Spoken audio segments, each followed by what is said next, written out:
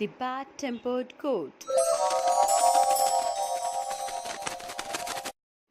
Farmer Green had lots of animals on his farm. Besides the cats, Molly and Tolly, and the sheepdogs, Ben and Nip, there were sheep, pigs, rabbits, hens, and one old billy goat.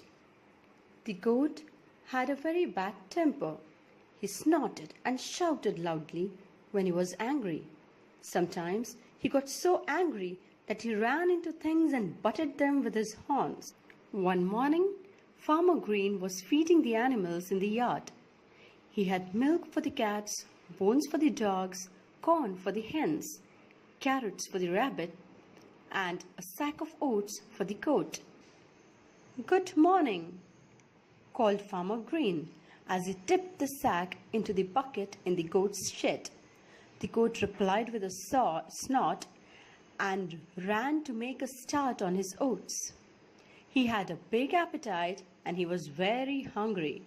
Suddenly, a cheeky little robin swooped down and snatched up some of the oats.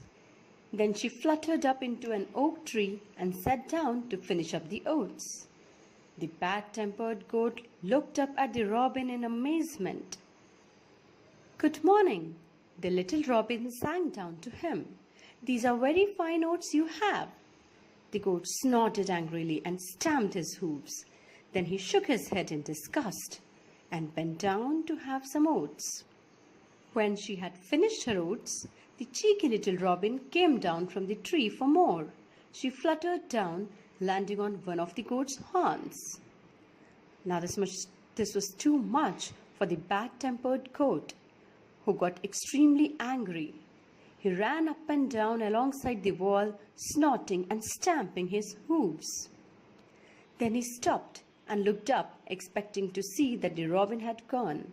Instead, there she was, looking cheekily down at him from the oak tree. The goat stamped his hooves, bent his head, and snorted to run at the tree. He was glad to see that this time the robin fled in the alarm. He butted the tree trunk hard with his horns, and there was a loud crunch as they smashed into it. The tree groaned and shook, and then, with a snap, crack, crash, it came tumbling down on top of the goat, who found himself trapped under it. "Help!" he cried. "Help!" Farmer Green came running to see what all the noise was about. On seeing that the goat was stuck, he rushed to help, but the tree was too heavy for him to lift up by himself. "I need the old red tractor," he shouted, running off to get it. He soon drove back in it and parked it by the fallen tree. Then he ran off again to fetch a rope. When he got back, he tied one end of the rope around the tree trunk and one end to a hook at the back of the tractor.